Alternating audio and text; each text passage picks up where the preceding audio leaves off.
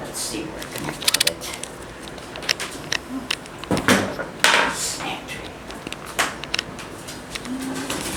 How do you like our stoplight? Look out the window.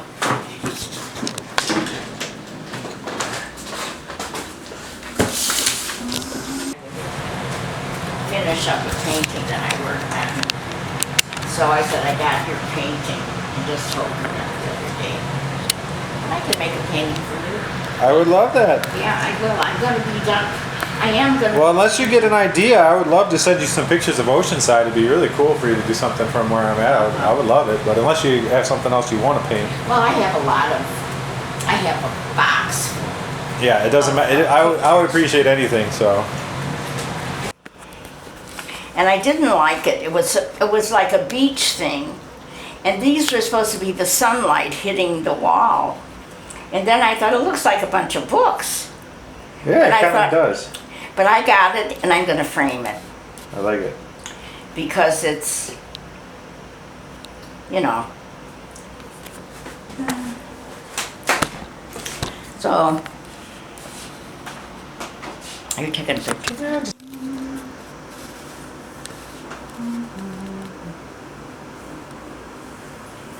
I'm going to ask you to lift that up and put it on. I thought I had mine. You know what this is?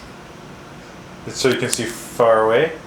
So you can see, sit here, Yeah. and that's reduced. So you don't have to get up and look at your painting. You get up and look at it like this. You look at it like this, and you can see what the whole painting looks like. Look how neat this is, huh? Yeah, nice little setup. What have I got in here? I thought I had my easel thing. What about in the back behind there? Is that? No, I don't think it's. I don't even know how to get this out. It might be on the top. I think there's a. If you put it back down. And those are expensive. And you opened it, yeah. Well, I don't know if they're even. They're still moving, but you can put water in all here. You know, you put them down, but this cost a fortune when I bought it. Considering. Now with watercolor paints.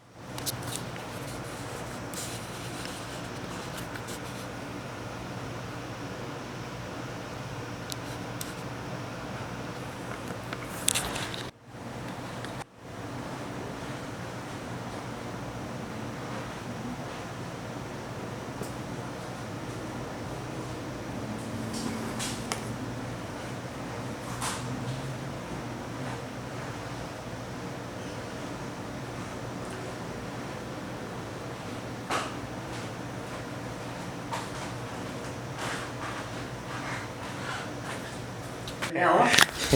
Okay, do you want me to any commentary? You could talk, yeah. Actually, you know what? I'm going to turn this. Rocks. Oh, yeah? But I made my big mistake by bringing the enamels. Okay. And they all needed turpentine to clean up. And your mother and I cleaned up. And I thought, should have brought like acrylics. Yeah. The easier They would know ones. the difference. Yeah. Okay. Yeah, just pretend like you're like playing with it a little bit. Okay. Should I hold the painting? No. No, yeah, just use the brush like pretend like you're using it. Just like Okay. nobody's gonna know. It's more just like getting some shots, little highlight shots. Okay. Are you doing it? Yeah. Okay. Just finishing the sky here.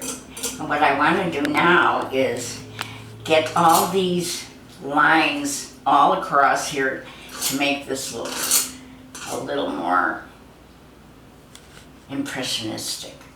So what I would do is come up like that, and get all these colors and windows in, and the chimneys and the spires.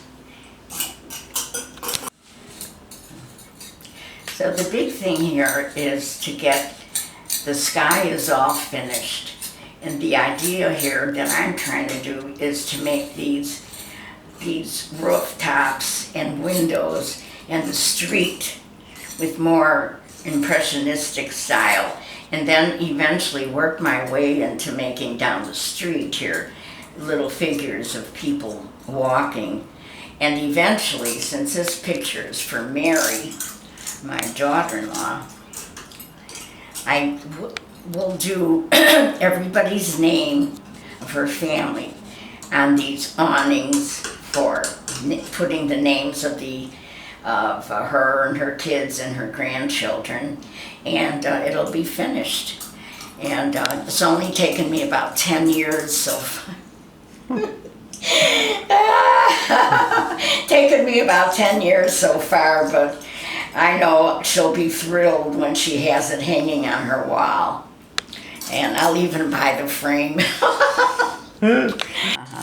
of the palette knife to make all these, and I'll be swirling all down from here and there. And this is more like real nice daytime.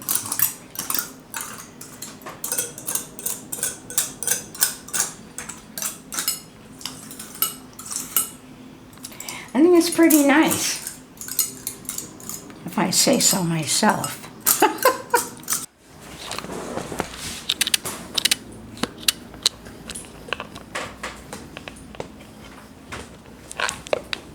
This one painting here, the flowers. Yeah. This lady took lessons from the same guy I did, but way ahead of me.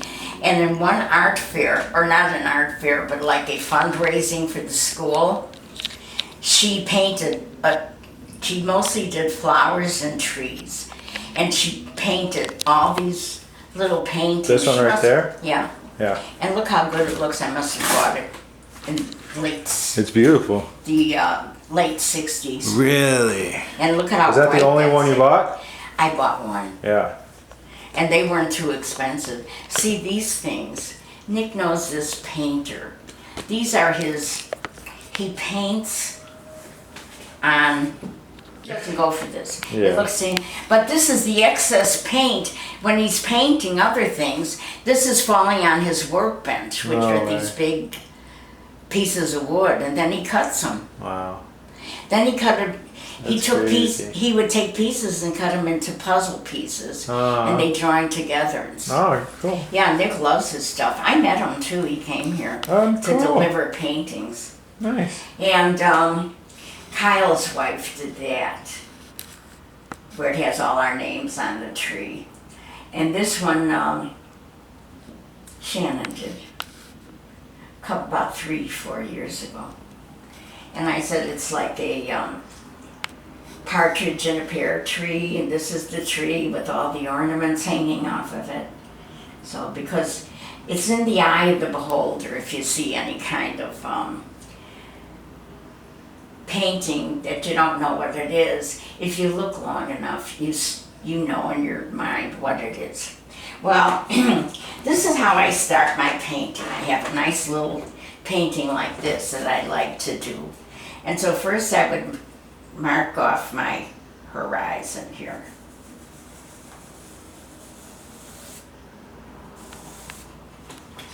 And then I would look here, I could see there's some sand that comes like this, kind of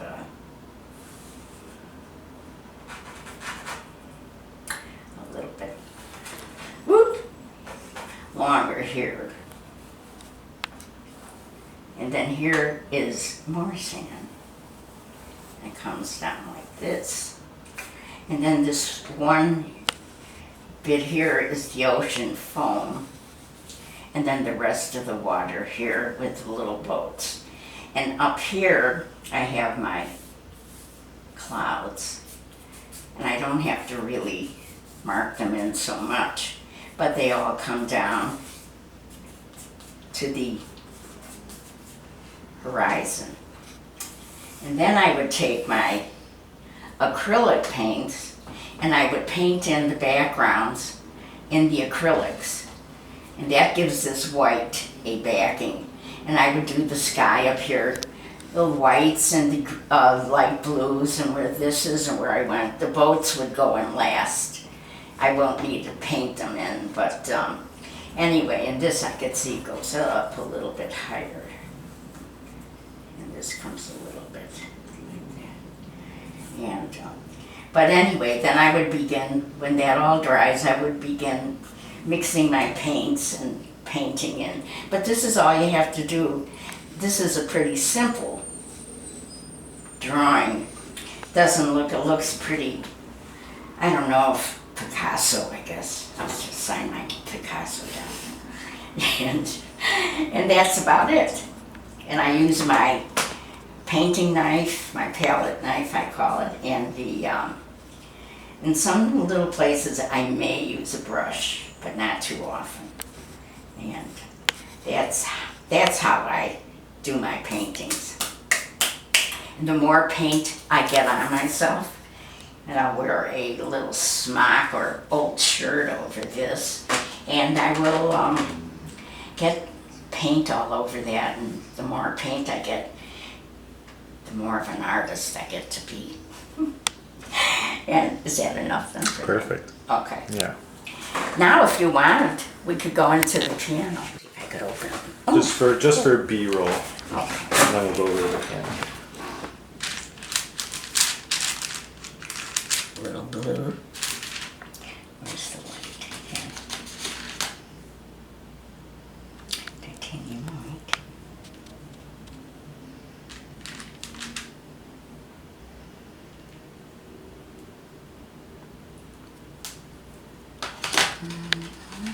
I'll start out like Yeah, this. that's perfect. Yeah. It's Do the white. almost like you're just mixing this stuff. Kind of put in a little bit of blue. Got your hand and the ring and some colors. Yeah, that's pretty much it. Let's see. So we're gonna get one more color in there. I guess that's basically, I think that's a little bit. I'll do this before I do my. Yeah, just to get a few- It'll give you an idea. Perfect. And the cool thing is next time I come in town, if you happen to get painted again, maybe this painting might be done and we can show the afterwards, you know? Mm-hmm. So this is how I would go. Yeah. I think now, since this is pretty close to the blue, but I think I'll do a little bit, just the blue by itself and see how that looks in there.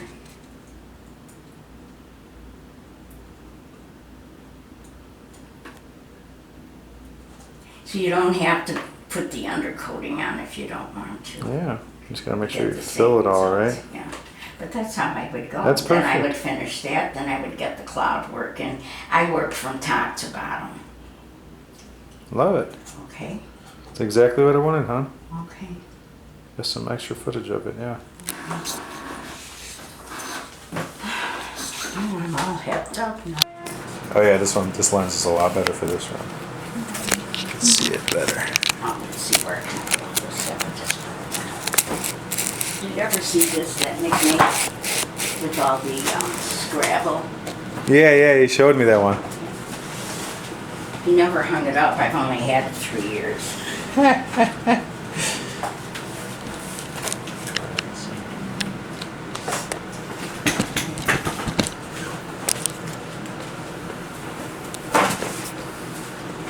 Did you ever hear the book Lord of the Flies? I read that book. Okay. So. Hey, hon, can I do shut off the air for like 5 minutes while we're in here? I'll do that. Yeah, just so we can I can hear you better. It picks everything up. I gotta go wash this paint off my hand. Yeah, no worries. Take your time.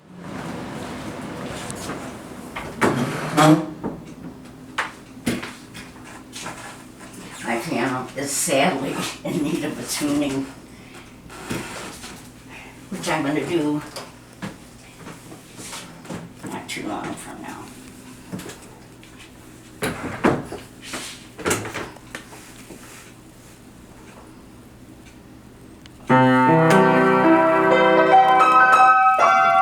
Are you filming? Come on. Oh, okay. First I want to say this was my first recital piece, and this is what it sounded like.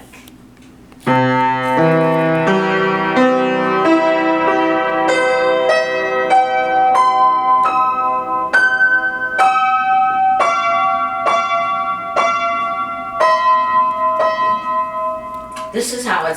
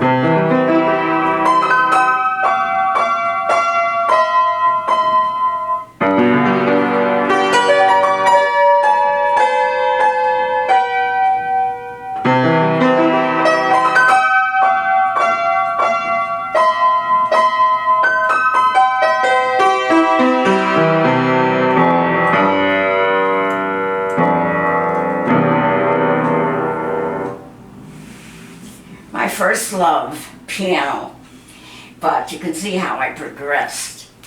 And okay, should I go on or what? Let me actually. My heart's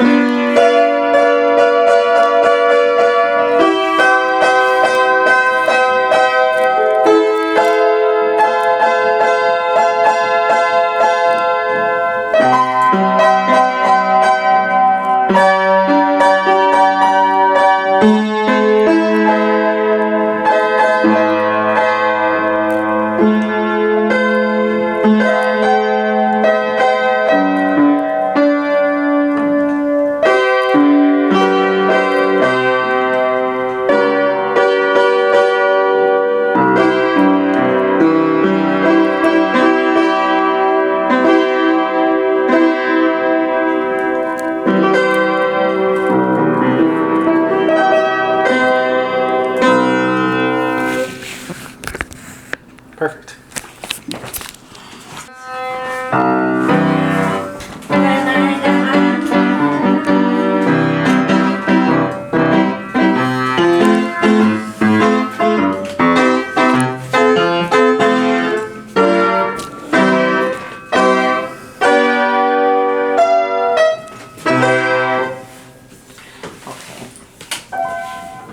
Now, do you want to see my collection of what I like next? Sure. Books. These are some of my books. Here. These are all my favorite books. I've read every single book in this bookcase and every single one in this bookcase. And I'm going to read you from one of my favorite poetries. If I could find it. Let's see.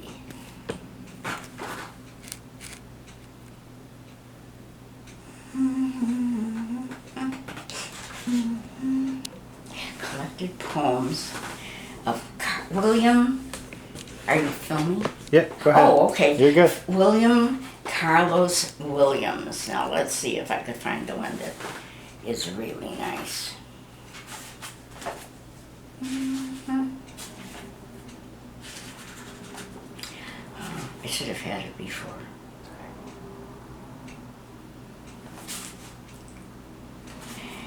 Could you turn that off for a minute? Yeah. Because I want to find this. Take your time. Yeah.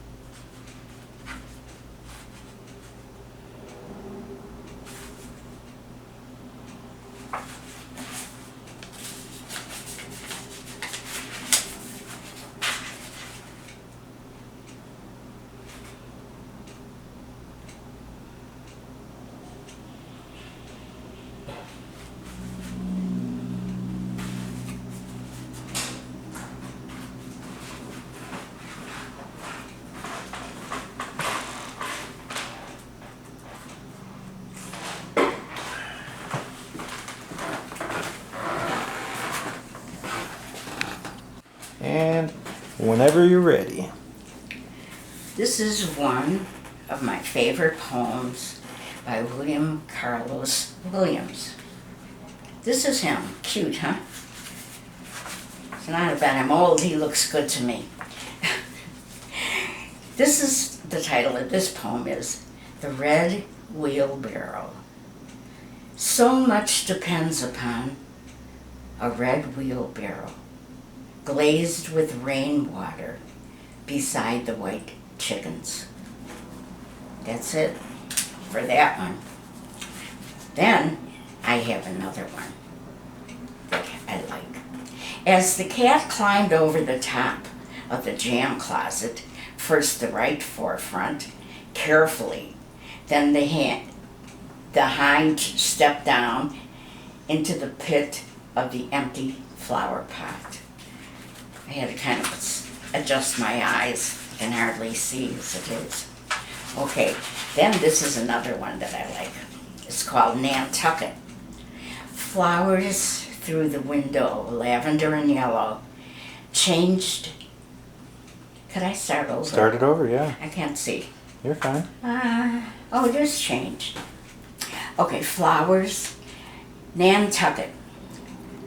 Flowers through the window, lavender and yellow, changed by white curtains. Smell of cleanliness.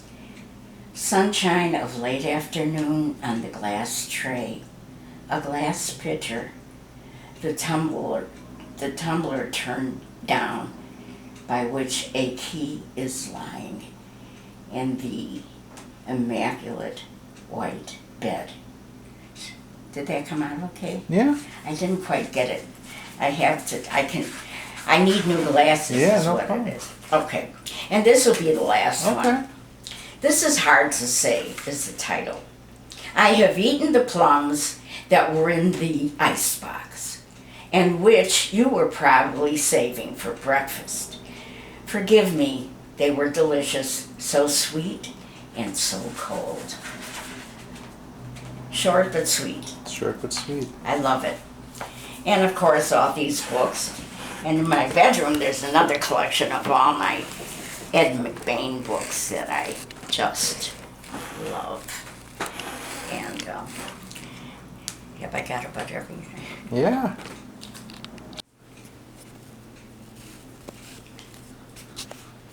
Should I leave my glasses on or off? Either or, whatever you want. You look nice.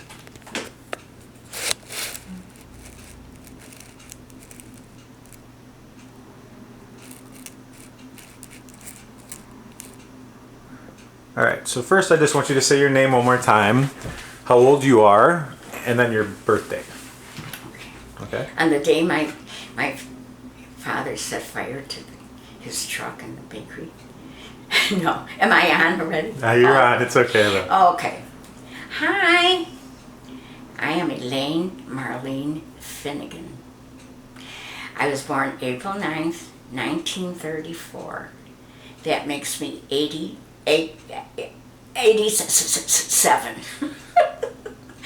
I hope I don't have to be going to the home yet. But anyway, that's how old I am. I know I look only about 86. So, okay. All right, I got a question for you. Okay. Your grandchildren have been calling you Honey and Popeye forever. Mm-hmm. Well, how did that start? Well, when Nicholas was with us and around us so often, but Joe always called me Honey. He couldn't remember my name. So he couldn't remember his own name because he always signed the card, me, and I refused to accept them unless he wrote Joe. But anyway, he called me Honey. Honey this, honey that, honey, honey, honey. And Nick picked up on that. He called me Honey. So then all the kids that came after him all called me Honey. Now Joey's sons, Joey and Mary's sons, Ryan and Kyle, called me Grammy. And I had a dog whose name was Haley. And they named me after my dog. They called me Grammy Haley. So I had two names, Honey and Grammy Haley. And what about Popeye? Oh, Popeye. That was the same with Nick. I don't know. I think at first he would call him, instead of grandfather, grandpa, he started to do pop, pop, pop. Oh, pop, pop, pop.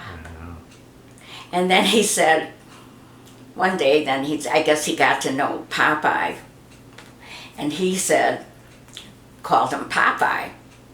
And he continued to call him Popeye, and so all the other kids did too. That's how Popeye started. So actually, Nicholas named us that, and so I have all these kids that call me nice little names. So better than some other things I've been called. So you're definitely an artist at heart. Do you remember your first painting, or the first time you got a paintbrush or whatever paint? Yeah, I took lessons in the YMCA on Fullerton and Central Park. And I'd be on the Fullerton bus, and there was a sign in the windows at the YMCA about art classes and oil painting classes. And I went up and questioned them, and I went for classes. And the first thing I painted was sky and land, and I'm not quite sure whatever else was in it. And I said to Mr. Cathany, the teacher, I said, I'm going to have this framed. He said, don't waste your money. And but as time went on, I painted with him for about 5 years. And I did a lot of nice paintings. I went to art fairs. I sold practically everything I ever painted because my prices were cheap. And I went according to what I was taught by Mr. Cathany, that don't price yourself out of the market because you're not well known, and keep prices to the point where you can't figure in how much time it took or how much the paint costs, and you have to just figure in a nice lower price, which I did. And the other advice was, if you're in the art fair, never reduce your painting at the end of the hours for the art show. Never make people walk by and see that they bought something from you and now they're half price. Never, ever reduce the price at an art show. You go in with one price and you leave, pick up the rest of your stuff at the same price. Those are my basic lessons. And then I took drawing classes where I learned how to, I wasn't a real good drawer. I didn't draw real well. But one time I did some really nice things, and he said, now you can see. I was copying it off some pictures that he gave us to draw. And he wrote on my paper, now you can see, because I did a pretty good drawing of it. But all in all, I just loved to paint. And how it got away from me all these years, I don't know. It's like the writing too. It got away from me. And piano's still here. So the only thing in my favorite place, you saw my artwork and you see my piano and my books. The only thing I'm missing is my ironing board. Those are my favorite things. Okay, I'm going to ask you a few more questions. And when I ask them, can you try to reinstate the question? Because I don't want to have my voice in. I'm just going to be more like you. Okay. Okay. So this one's going to be similar to what I just asked you. When did you start playing piano? When did you start, when did you become interested in making music and learning piano? I have two. When I became interested in playing the piano, two of my cousins had a piano. Their parents moved into a new house and they had an alcove in their front room. And the people they bought, it was a two-flat, they bought the two-flat and they had a piano in that alcove and they left it there for them. They didn't want it. So the two girls began to take piano lessons. And when I went over there, I would look in the books. They would show me how to play what they were learning in the beginning books. And I loved it so much. I was 9.5 years old, I believe, at the time. I came home one day from school, and there was a piano there. My mother and father bought the piano. I considered it all the time my piano. I started taking piano lessons with one lady, and then we switched over to the piano teacher that my cousins went to. And you start out at the beginning, and I took piano lessons until I was 18. And when I met Joe, I still went for my piano lessons, and he took me there. I was still taking piano lessons before I got married, and I learned to play. I was what you would call classically trained, and I played Chopin, Debussy, Beethoven, and Bach, and a lot of other people, Mozart, you name it, I played it. And I went very far. My biggest accomplishment was playing Clair de Lune, and because it's a very long piece, and I played it really very well. And I continue to play. My mother and father gave me the piano when I got married, and because it was mine. My sister Dorothy took piano lessons, but she didn't like to cut her fingernails. That put her out of commission. I have short fingernails to this day. If they get too long and they click on those piano keys, forget about it. You can't play, you're out of the music lessons. And Barbara played for a little while, and all my girls took piano lessons at school. And but I continue to play all my life, and I love it. And when I need to relax, or if I get upset about something, I go right to my piano. And anyway, now these aren't the glasses. I have special glasses to wear because these are bifocals. The glasses I have are whole bifocal. When I play the piano for music now, I have to look up like this. And it's not a pretty picture. So, and one time my kids had a piano teacher that came to our house, but he played the violin. And one day he said to me, do you want to accompany me? I'll bring my violin and I'll give you the piano music and I'll play the violin. And I went in, looked at what he wanted me to play, and I accompanied him. I was just not the person that was the star. He was the star, and I played the accompaniment. And what he did, every time he came in with his violin, so he and I would play about 15, 20 minutes together. And that was very nice. I wasn't his professional accompanist by any means, but it was a big compliment to me. And I gave piano lessons. My grandson Adam came here for about a year to take piano lessons, and then he moved over to the guitar. And but at least, unlike a lot of guitar players, at least he could read music, so that was one big thing.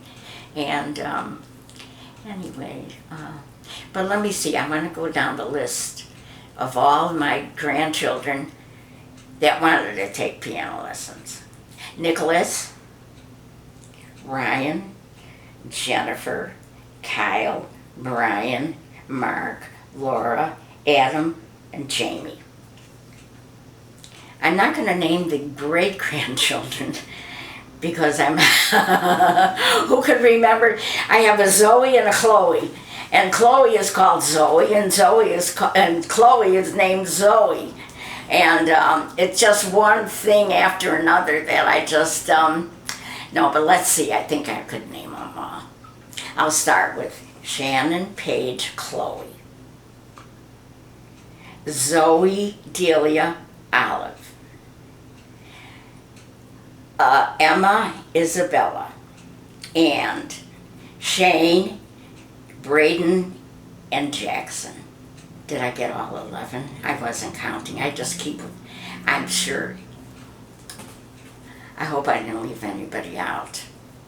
I wish I could remember the name of all the animals everybody had, but I don't think I could do that.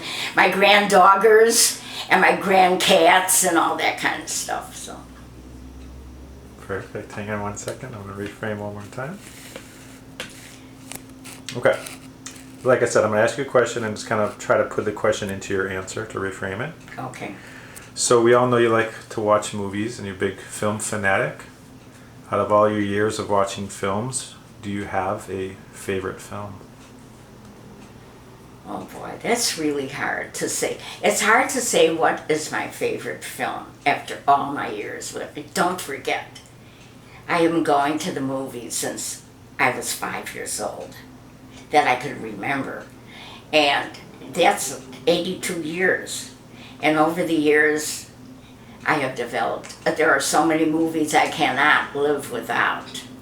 But my favorite movie at the beginning was Lassie Come Home. I was 10 years old, and it was the first time a movie made me cry. And at the end of the film, after Lassie's been through all these hardships and everything, he finally made his way back home, and he's waiting outside for the boy to come out from school like he used to do before he got taken away. And the boy comes out of school and he goes, Lassie, Lassie, come home. I didn't even know I was going to cry. I'm going, and anyway, that for a long time was my favorite movie. Then there was a movie called A Tree Grows in Brooklyn, which was about a poor family in Brooklyn. And they had a tree of heaven in their yard. And no matter what you try to do to a tree of heaven, they don't die. You want to cut it down? You're not cutting it down unless you dig way down and get the roots. But anyway, that's A Tree Grows in Brooklyn. But it was about this young girl who loved the library, and she wanted to read every book from the authors who started with A and go all the way through Z. And I thought that would be a good idea. I never did that, but when we were kids, I went to the library that was a block away from the house. And I spent my summers, when I was young and still in grammar school, I spent a good part of the day reading books in there. And in those days, when you took books out, you used to have a card, and they stamped the date on it. And what I wish I had saved one of those library cards, but who knew? But back to the movies, that was my favorite book and my favorite movie for years and years and years. Give me any movie with this actor. He wasn't an actor. I would call him a movie star, Alan Ladd. Oh, but he was my favorite and I would keep a diary, and if I got behind of the days, I would write, I love Alan Ladd. I love Alan Ladd. Okay, but my two favorite movie stars of the men of all time, number one and number one, I can't make a choice between William Holden and Paul Newman. They're both actors, not movie stars. They're actors. And any movies that they're in, although Paul Newman made a couple of movies that I could live without, but probably William Holden too, but I'll tell you, I can't keep my eyes off of him. I'll watch anything. I don't care what the movie's about. I just keep looking at him. And so, some of my favorite movies, I love Jerry Maguire. I can almost do the dialogue. I watch it so many times. I love the movie An Officer and a Gentleman, Pretty Woman, a couple of, one movie that Meryl Streep was in, Out of Africa, and I couldn't tell you what my favorite one is. There, you show me a movie with any, Audrey Hepburn. She's my favorite woman actress of all time. She played in a movie, Breakfast at Tiffany's. I was in an English class, a literature class at Wright College, and we were told to write a little thing about any literary character we'd like to be. So I wrote down, I want to be Holly Golightly, because that's who she played, a real kooky girl. In her front room, she had a sawed-in-half bathtub. That was her couch. And she smoked a big long, here was a cigarette holder, and then the cigarette. And she was very unusual person. She was a totally different personality, somebody like I never saw before in my whole life. And to this day, there's no way I can watch that picture at least once a month, or maybe even more. And I love the movie stars, I love the movies, and I try to find something wonderful in every movie I see. I could probably cut out a lot of other scenes, but I'll maybe pick a scene like, I'll tell you, Shawshank Redemption. When Tim Robbins gets into they send him a whole bunch of books and records, and he's in the warden's office, and he puts this opera song on, and he puts on the loudspeakers that went out onto the yard where all these prisoners were. And he's a prisoner, in case I forgot, they're all in prison.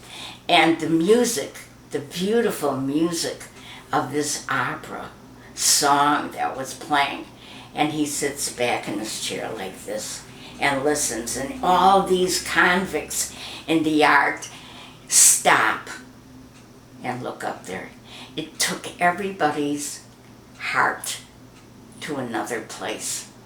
It took my heart. Scenes like that in so many movies that even though I've seen that movie so many times it isn't even funny, I can't wait for that part of the picture.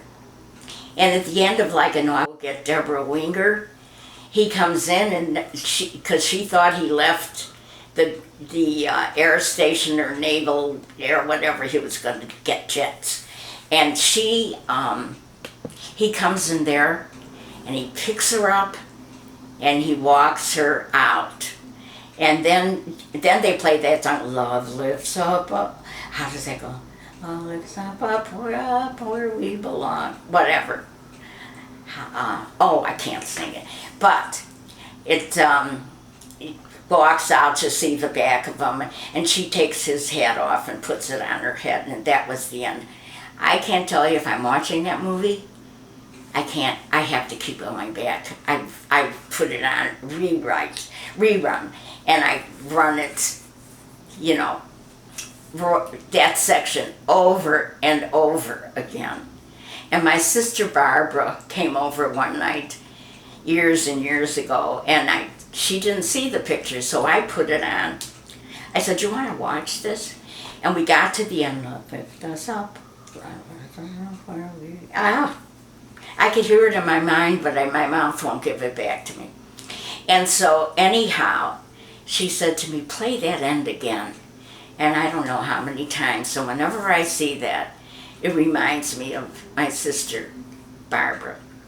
And one time, Dorothy and I, we were already married, and we went one afternoon to the show to see Stalag 17 with William Holden.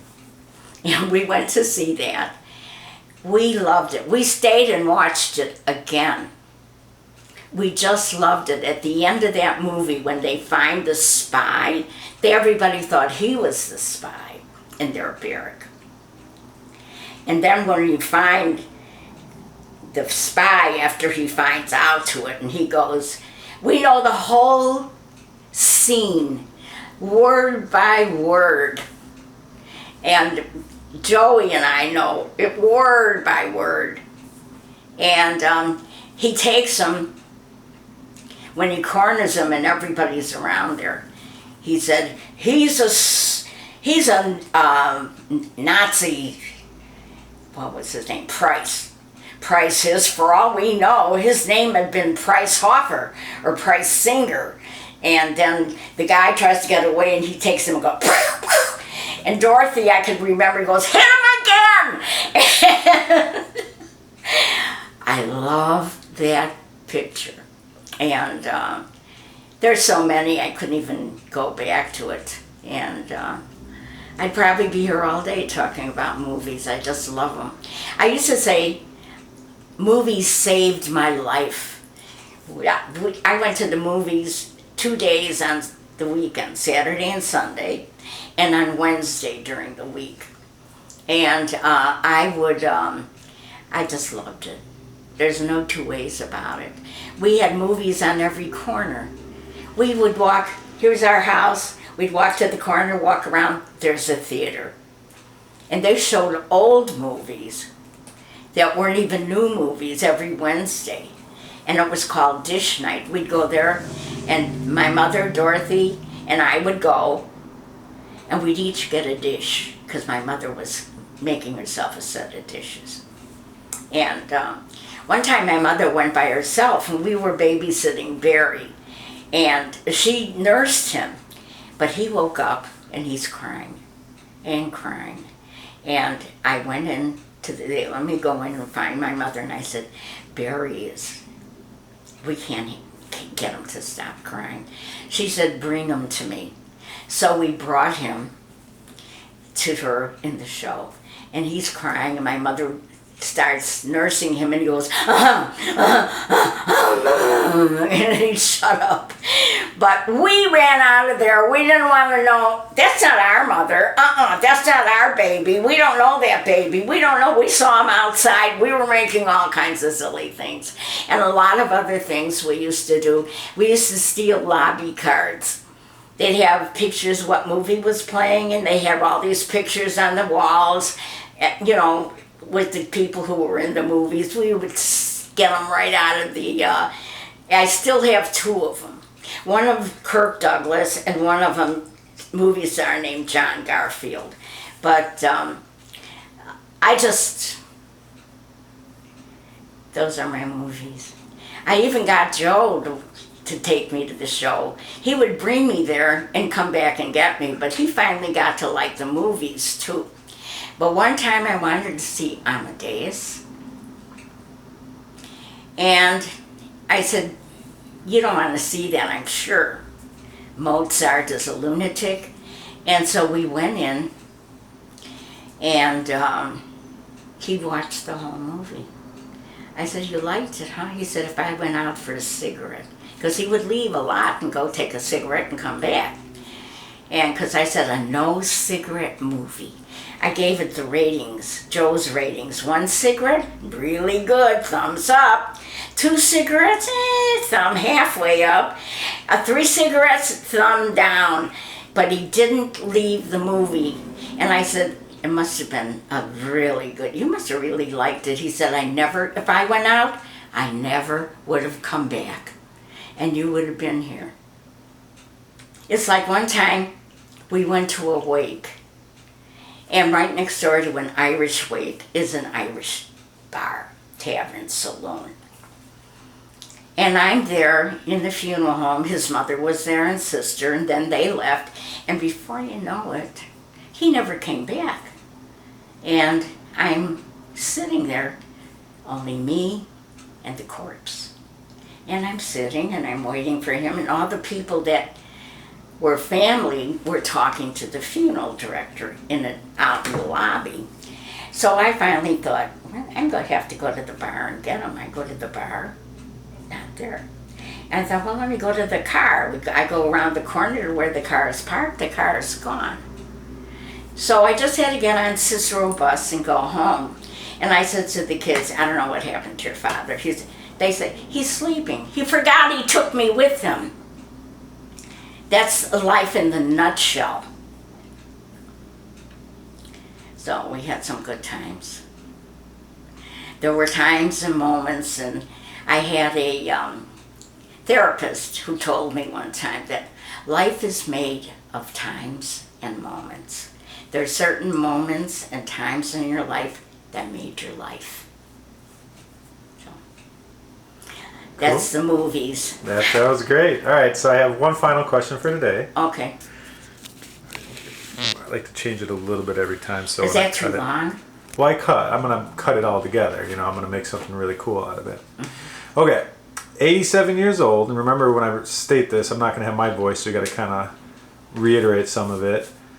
From all of your experiences and all your knowledge and all these things that have happened in your life, what kind of wisdom could you leave for your future generation of grandchildren and great-grandkids and all stuff like that? What kind of words of wisdom would you be able to provide us? Okay, I'm 87 years old, and in my years, I do have a lot of wisdom because I lived a long life, and I learned things every day of my life.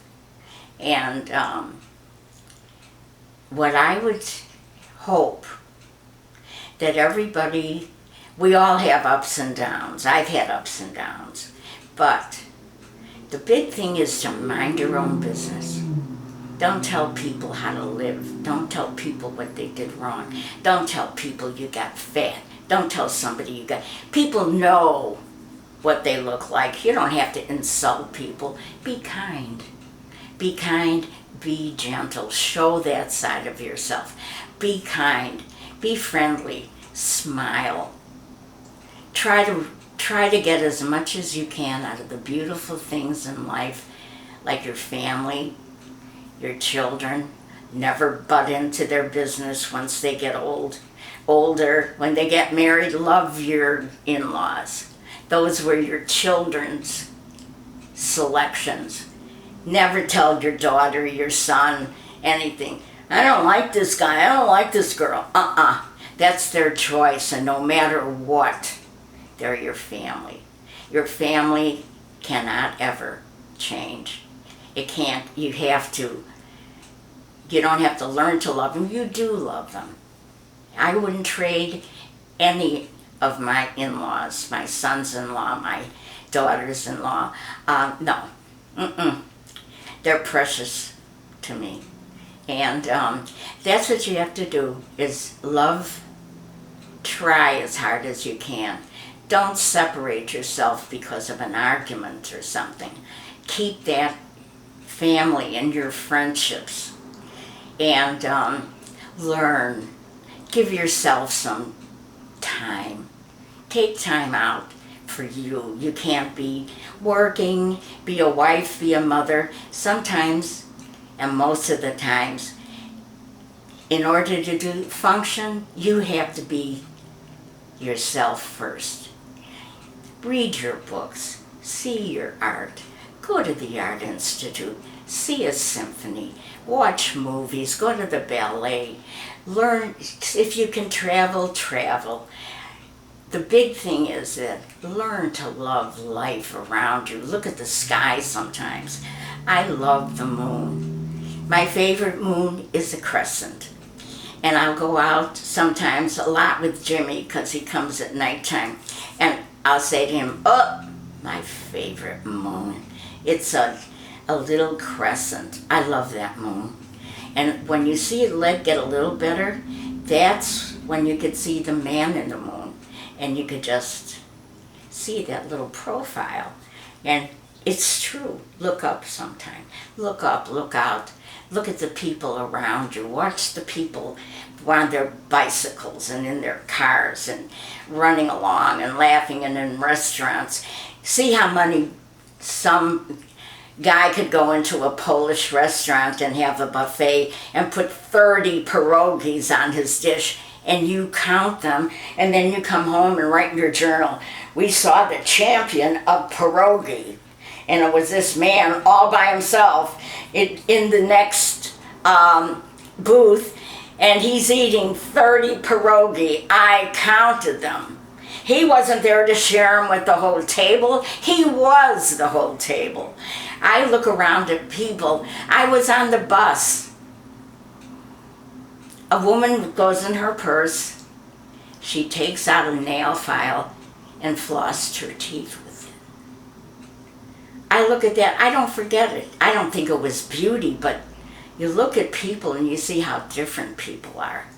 I love that. Those are, and learn something. I try to learn something different every day. I used to keep a journal on what I learned today, and it's all trivia. Even though when I watch Jeopardy, I'm lucky to answer 2 answers. They give me the answer, I can't answer it. I can't even get the question. I used to be pretty good at it, but right now I could get the answer, but I'm not as fast as I used to be. But that's the main thing. Try to keep yourself in a positive way, and if something happens, treat yourself to the right kind of medication, the right kind of help. Don't be ashamed to ever say you need some kind of support or help. And don't think you're so independent you don't need the help of other people. And I probably have more wisdom. Do not wash your windows because you don't have anything else to do. Don't take the curtains down and wash them. Go pick up a book. Go draw a picture. Go do something. Go outside and sit in the park and see if you could see a robin. Every year in my journal, I write on the date, saw my first robin.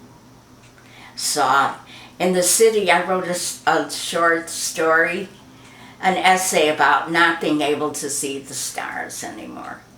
And then when I was in Las Vegas with Joey and Mary, and I said, let's go somewhere out of the strip in some secluded place and look at the stars. We must have driven 10 miles. There are no stars in Las Vegas. There's too many lights. We never see a star here. But I went out by Joey and Mary's, got there at nighttime, and he said, Mom, there's the Big Dipper.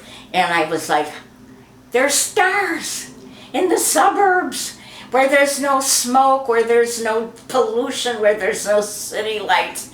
Give me those stars.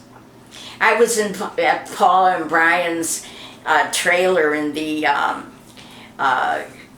some little town, and I wanted to see the stars. Every night I was there, I believe, 3 nights. Clouds. All I could see there were fish at nighttime. Before the sun went down, the fish jumped up and went back in. And when it got cloudy and dark, we heard the fish. I couldn't see them anymore. I couldn't see the fish in front of me. How am I going to see the damn stars? And but look at what you see around you. And that old song, the moon belongs to everyone. The best things in life are free. Believe it. That's good. That's a good ending right there. Yeah. That's it for now, hon. I love to talk. I want to keep that too. I could tell stories all day long. One thing reminds me of another thing. And I'll tell my kids that come over, and I'll say, well, one time, Joey could finish the stories for me. I said, did I tell you that already? And he says, yeah, you told me that. And one time Jimmy said to me, I heard that story over and over. I said, Jim, look at it like it's a gift. When your kids ask you, what was your family like? What was your life like? What were your ancestors? Who were they? Where did they come from? I said, the gift is you know the answers. I gave them to you. If I ask my mother and father, they don't know anything. But I had a grandmother that told me everything. And I learned from her and an aunt all about my father's family. And I know when people want to know something, my cousins, other people, they call me and ask me because I know. And I transferred all this in my own life on my mother and father and my sisters and brother and everything. They know it. They know the whole history. So anything I repeat over and over again is a gift. Were you recording that? Yes, I was. Oh. And I would have to say something. I don't think I mentioned Patsy. Because Patsy and I went to New York. And we went to see a play. Hang on, let me, 1 second. Okay, we're good. I have to say something about Patsy. And she and I went to New York. And we went to see a play. And at intermission, she said to me, "Did you hear the man behind us?" And I said, "No, what was he doing?" She said, "He had a leather coat on." I said, "And?" She says, "The leather coat was talking." I could get out of here. She says, "You know when you have cheap leather and you move, you could hear it go quack, quack." Well, anyway, this play was a drama comedy. And the first act, you laughed a lot, but then the second act got sad. And we heard the man move. And she and I looked at each other. We started to laugh. We were peeing in our pants practically. And our shoulders are going. And I said, then they said something funny. And everybody laughed. And Patsy and I going, ah, laughing ourselves silly. Then we went. I was going to have to get up and leave because the guy next to me finally looked at me. I was just shaking how we didn't laugh out loud. But we went to Ellis Island and things, and we giggled and laughed about every little thing. And then we got into, we were going to take our photo in a photo booth. And you pick out what you want, framing or whatever. And we started to laugh about something and we couldn't control ourselves. And we were in there uncontrollably laughing. And people began to gather outside of that photo booth to wonder what we were laughing at. And when we finally took the picture, you could see the tears in Patsy's eyes, just about coming down her cheeks from laughing. And it was a very different education there. And I'll say something about Paula. She used to say to me all the time, "And where do you, if I was going out, and where do you think you're going, Miss America?" Or else she would say, if I would say, "You know, this didn't happen," I said, "You know something, that job is going to," she'd go, "Light a candle," she'd say. And then we just had, she would eat, she would take bread, butternut bread, and smell it. And then she'd warm up some chicken noodle soup and take all the noodles and put it on the bread and make herself a noodle sandwich. And Joey was very much to himself. It was very easy to get along with. He would lay on the floor with his Hot Wheels and watch them. He'd move them. And I would say to him when he grew up, I said, "What was that all about?" He said, "I wanted to see if they all moved in the same direction at the same time." He was figuring out every little precise movement of those cars. And he never forgave me for we cleaned out the toy box and we took them downstairs. Pammy and I went downstairs to clean out the toy box. And there was a whole bunch of stuff at the bottom And so we went down and dumped him out. He never forgave me because some Hot Wheels were there. Right now, Joey said he has a collection of at least 1,000. And I said, and you're missing those few that went in the garbage. He said, and I'll never forgive you for throwing my, what was it, a robot away. He just told me that. I said, get on eBay and order another one. He said it wouldn't be the same. And Jimmy, he never came home. He would go to school, which was across the street, right past the alley from us. And first he had to go on his missions. He had to go down to Armanetti's, which was a liquor store and bar, and look in the garbage and bring home his bottles, empty bottles. Then he would meet every dog along the way in the alley and shake hands with it. He would go to the convent and take home things that the nuns threw away. And like one time he brings home a briefcase with a broken zipper on it. And I said, what do we want with that? He said, I don't know, maybe we could use the zipper and get that out of the house. And yeah, then he would go to the funeral home and bring home flowers that got dumped in the alley that people didn't take with them. And then he would be gone. And I would, before he went to school, and I would say to him, Jim, I would call him, he wouldn't come. And when I'd go down and look for him and say, come on, it's time for lunch or something, like this was summertime. And he said, I don't want you to keep calling me. And he said, the next time you call me, I'm not answering. And he didn't. He did not answer. And he's still like that. He still goes his own way on his own adventures. He gets on his bike and he travels to Timbuktu and back again. And he goes where the wind blows him, you know. And he always says, I'll say, well, do you remember this, Jim? Do you remember that? He said, Joey is my memory. Joey has a memory like a steel trap.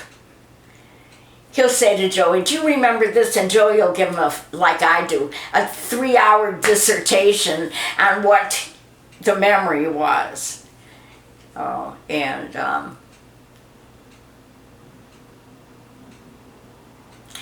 my daughter Pam was like, if you ever saw the movie The Way We Were with Barbara Streisand and Robert Redford, she was one of these people that goes, stop the bomb, get rid of the fascists. She was always up giving a political, she was very political. And that's the way Pammy was. They were in the, she and her friends, they used to have curfew. 10:30, kids have to be home if you're under a certain age. And they would all, our yard was right across from the schoolyard. And they'd be there, and all of a sudden you'd see the police cars come. They all run into the yard. And the police come and say, are you kids are past curfew? And they said, well, we're in the yard here. And Pammy said, I live here. These are all my friends. This is my yard. And they said, well, they're not all one family. And so Pam says, let me see your badge. And she went upstairs and called the police department to verify that that was a policeman. And then they all went upstairs and ran in the apartment. This is the back door. And Joe was home. I don't know where I was. I wasn't there that time. And the police walk in, and Joe says, what are you doing here? He said, you can't just walk in here. And the police says, all these kids. He says, they're all my guests. We're having a party here. These are my kids' friends. He said, now I would like you to leave. And they all going, for he's a jolly good fellow, for he's a jolly good fellow. But things like that. But she was very much, we've got our rights. She was a flower child. She loved what's her face, Janis Joplin. She had feathers in her hair. She loved Ringo Starr. That was her favorite Beatle. And what the funny thing is, in their bedroom, I don't know whose button this was. We had those long strings that you pulled. We didn't have wall sockets or whatever they call them. But at the end of the string, they had this pin, you know, like a button that you would pin on your shirt or something, and it says pot, habit, hobby, not habits. I'm going, what is this doing here? Just leave it. This was the time. But she would have definitely been at Woodstock. I'm telling. She probably would have been the one kid that took all her clothes off and slid in the mud. And those were the good times. Can't get any better than all that. And That's it for today, hon. Thank you. I could tell you about when I met Joe. Yeah, go ahead. Okay, when I met Joe, we worked in the same office. And he had a crush on me, and I noticed him too. We worked in 2 different departments. And this one lady, I had to go to that department all the time to get some something where Joe worked and take all these slips of paper and separate them, and big job. Put the blue, put the white, put the yellow, put the pink, big job. And so anyway, a lady comes out from there and she says, you want to go to a little party tonight? It was near Christmas. They were going to this bar, I can't remember, but it was downstairs of Italian Village. And she said, we're going to meet there, but do not tell anybody in your department that you're going, because we don't want them there. We just want the wire room, which is where they worked. What they did in the wire room, I couldn't tell you. And so I went there. I'm there all by myself, and I thought, I must be in the wrong place. Next thing I know, Joe comes in, and it was somebody I knew from the office, and he wasn't there that long. I really didn't know him. But what they did was send him and me so we'd get together. And that's how we got together. And I could remember the first time when he applied for the job. He worked there. He had just gotten out of the Army, and he worked there before. So he came back and they hired him for a job. And I was the secretary to the, like they would call him a human resource now, but he was like, did all that kind of stuff then. And I was his secretary. And he sat here and I sat here, across facing each other, 2 different desks. So this one day, when Joe was talking to him, and I was at my desk and I went like this, and I had to go like this, because he was so tall ahead of me. I could remember going like this. And anyway, but we got to know each other, and but that's how we met. For me, it was love at first sight. You don't believe in that, but it was. It was. I knew then that this was the guy I wanted to get married to. He was tall. He had kind of copper-colored hair, and his eyes were the same color as his hair. I'm not kidding you. But when I told my father that we were going to get married, my father says, well, at least he shines his shoes and he wears nice ties, so I got his stamp of approval. And but that's how we met. And but he had his eyes on me first. So, but you all know the story about when I would go to pick up all these papers from him. You heard that, right? Yeah, I think so. Yeah, I'm not going to repeat it. Yeah, it's okay. Oh, you're not a little girl. And all right, hon, I gotta get rolling today. I don't Okay. mean to, it's 4:30 already, so. oh my, it was my first real good painting after I got a little more experience. And all that is done with the knife.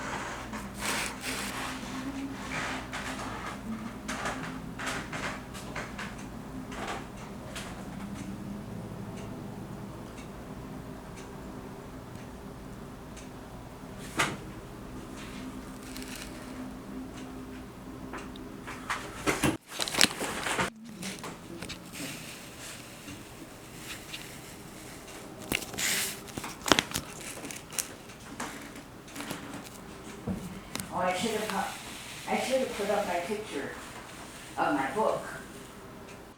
Right here. Should have left my writing life out of there. Next time we'll come in, we'll talk a little bit more about the writing. Okay.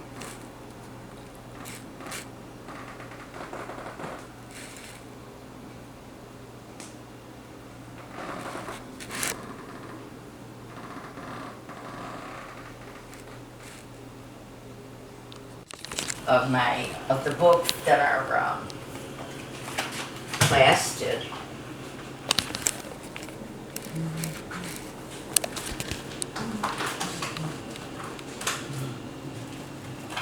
Well, you do a really good job at interviewing. Oh yeah. Well, I remember when I first started.